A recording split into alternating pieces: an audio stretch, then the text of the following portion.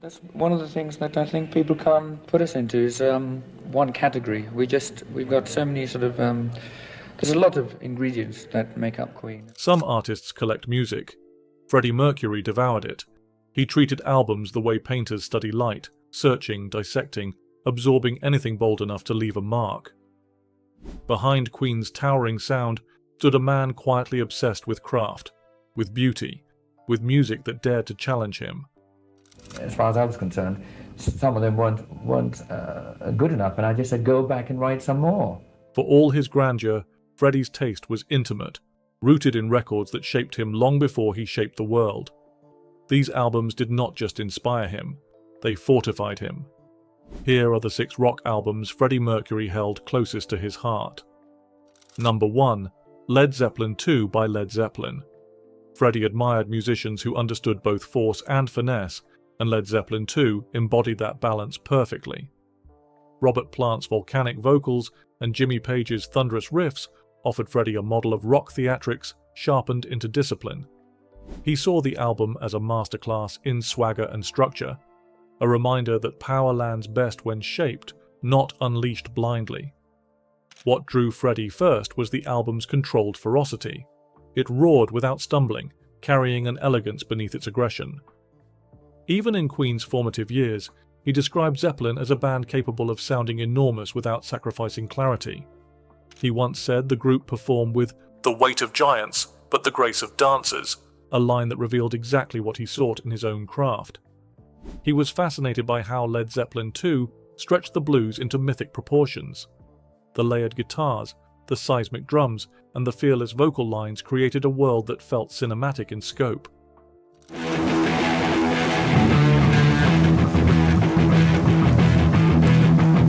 Freddie studied the album's dynamic design, the way verses simmered and choruses detonated, the way tension built in one moment only to collapse into something explosive the next.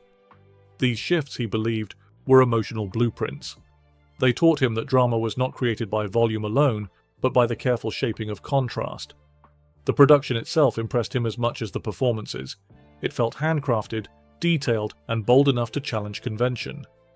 In a later reflection on his influences, Freddie noted that Plant sang as if every note were a declaration, a principle he carried into his own approach to vocal storytelling. To Freddie, Led Zeppelin II was more than a favourite album. It was proof that when precision and power share the same heartbeat, rock music becomes something monumental. Number 2, Sgt. Pepper's Lonely Hearts Club Band by the Beatles. Freddie regarded Sgt. Pepper as a turning point in what rock music could aspire to. Its theatrical scope, lush arrangements, and unapologetic imagination validated his own instinct to embrace grandeur. Long before Bohemian Rhapsody, Freddie recognized in this album the freedom to create without boundaries, merging storytelling, spectacle, and emotional depth into something entirely new. What struck Freddie immediately was how boldly the album discarded the expectations of rock. It was not a collection of songs, it was a world. Every transition, melody, and orchestral flourish felt handcrafted and mischievously ambitious. Freddie often praised how the Beatles refused to be limited by format, saying the album sounded as if the band had stepped into their own private circus, a sentiment he loved quoting during early Queen sessions. The variety impressed him as much as the cohesion. Tracks like Lucy in the Sky with Diamonds and A Day in the Life showed him that rock could embrace surrealism, narrative, and emotional layering without losing its momentum. I read the news today, oh boy. Freddie studied how the album's theatricality enhanced, rather than overshadowed, its musicality. The shifts in arrangement, colourful instrumentation, and immersive vocal stacks pushed him toward a vision of rock that felt limitless. He admired how Lennon and McCartney shaped characters, scenes, and moods with the confidence of seasoned storytellers. In later reflections, Freddie noted that the album taught him that rock could be art without apology, a truth he carried into Queen's most daring creations. To him, Sgt. Pepper was more than inspiration. It was permission, proof that music could expand far beyond its borders and transform into its own radiant universe. Number 3, Are You Experienced? By the Jimi Hendrix Experience. Hendrix's debut album hit Freddie like a revelation. The fearless guitar work, psychedelic textures, and sense of musical reinvention aligned with his own hunger for originality. Freddie studied Hendrix not to imitate him, but to understand how audacity could become an art form. Are You Experienced fueled his belief that a rock frontman could feel elemental, almost supernatural. Freddie saw in Hendrix a kind of creative courage that rewrote the boundaries of sound. The album felt alive, electric, unpredictable, constantly bending the rules of what a guitar, a voice, or even a studio could do. Freddie once described Hendrix's playing as a storm disguised as a melody, a phrase he repeated often when discussing artistic bravery. More than technique, it was the attitude that captivated him. Hendrix performed with a presence that felt cosmic, yet intimate, wild, yet intentional. Tracks like Purple Haze and The Wind Cries. Mary showed Freddie how a single artist could shift from volcanic intensity to vulnerable reflection without losing identity.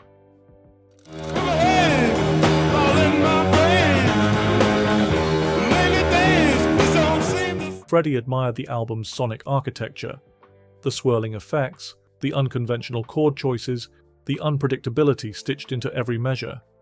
It sparked his desire to push Queen into unexplored territories, both musically and visually.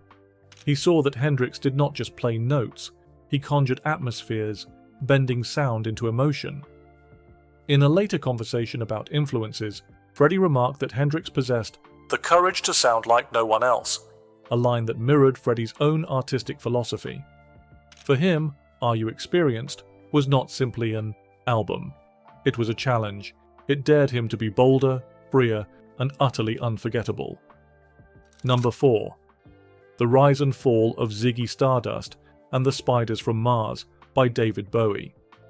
Freddie saw Bowie's Ziggy Stardust as a blueprint for turning identity into spectacle. The album's theatrical melancholy, gender-bending style, and cosmic storytelling resonated with Freddie's instinct to live and perform larger than life. Before they ever recorded together, Bowie offered Freddie a vision of how vulnerability, confidence, and reinvention could coexist inside one unforgettable persona. What captivated Freddie most was Bowie's willingness to construct a character so boldly alien, yet emotionally exposed. Ziggy was not just a performance, he was a declaration that rock could become theatre without apology. Freddie often declared that Bowie sang as if every emotion had its own costume, a line that captured the album's blend of drama and intimacy. It inspired Freddie to view the stage not as a platform, but as a universe that could be rebuilt nightly. He admired how the album merged glam rock aesthetics with grounded storytelling. Tracks like Starman and 5 Years held a sense of cosmic dread wrapped in beauty, something Freddie found deeply magnetic. Freddie studied how Bowie shaped Ziggy through voice, image, and narrative, treating identity as an evolving instrument. The tension between the character's glamour and loneliness felt incredibly modern to him. It taught Freddie that theatricality gained meaning only when rooted in emotional truth. Didn't know what time it was and the lights were low. In later reflections, Freddie remarked that Bowie possessed the courage to reinvent the moment he felt confined, a philosophy Freddie quietly adopted throughout his career. To Freddie, Ziggy Stardust was not just influence, it was liberation. It proved that music, persona, and art could fuse into something limitless, luminous, and defiantly human. Number 5. Aqualung by Jethro Tull. Freddie was drawn to albums that blended narrative ambition with musical experimentation, and Aqualung delivered exactly that. Ian Anderson's dramatic vocals, shifting dynamics, and sharp social commentary showed Freddie how rock could be intellectual without losing its punch.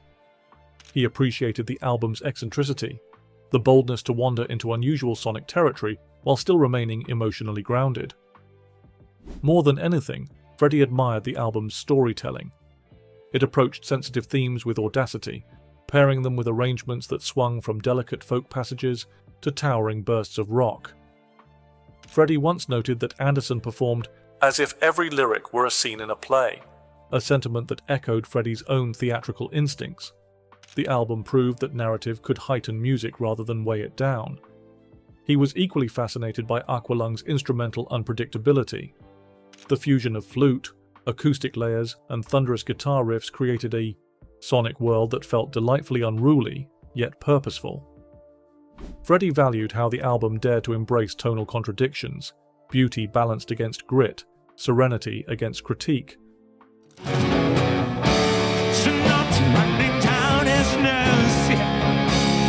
Freddie studied how the record moved like a journey instead of a sequence, with each dynamic shift guiding the listener deeper into its themes. The structural precision behind the chaos appealed to him, reinforcing his belief that even the strangest ideas could become powerful when crafted with intention. Later, Freddie paraphrased that Anderson had the nerve to sound eccentric and the skill to make it work, a line he repeated approvingly when discussing daring artists. For Freddie, Aqualung represented the triumph of curiosity. It was a reminder that bold art thrives when an artist has the freedom and courage to follow instinct wherever it leads. Number 6. I Never Loved a Man the Way I Love You by Aretha Franklin. Though not strictly rock, this record shaped Freddie's understanding of vocal truth. Aretha's unfiltered power, emotional clarity, and gospel-rooted intensity taught him that great singing required vulnerability and fearlessness. He often called her the greatest voice alive, and this album became his compass, reminding him that technique means little without the courage to sing honestly. What drew Freddie most was the way Aretha delivered emotion with absolute conviction. Every note felt personal, shaped by experience rather than performance. Freddie once remarked that she sang as if the heart were an instrument no one else knew how to play, a sentiment he returned to when discussing authentic artistry. Her phrasing, control, and raw emotional force offered him a blueprint for sincerity. He also admired the album's musical restraint. Tracks like Respect and Do Right Woman, Do Right Man balanced gospel fire with soulful clarity, proving to Freddie that power could emerge from subtlety as much as strength. The arrangements felt intimate yet commanding, encouraging him to study how simplicity could elevate emotion.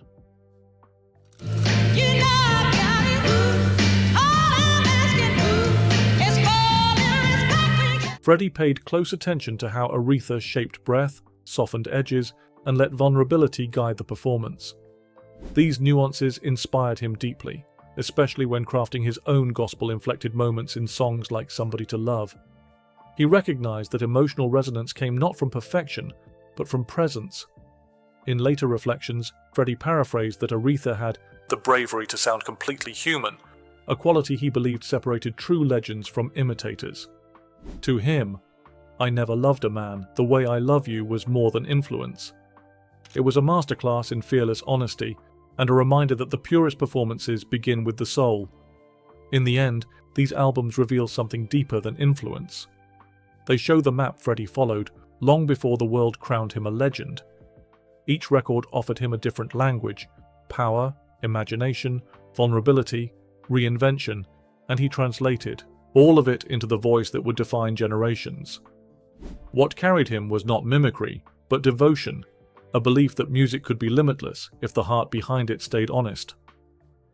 Freddie's legacy reminds us that inspiration is a dialogue across time.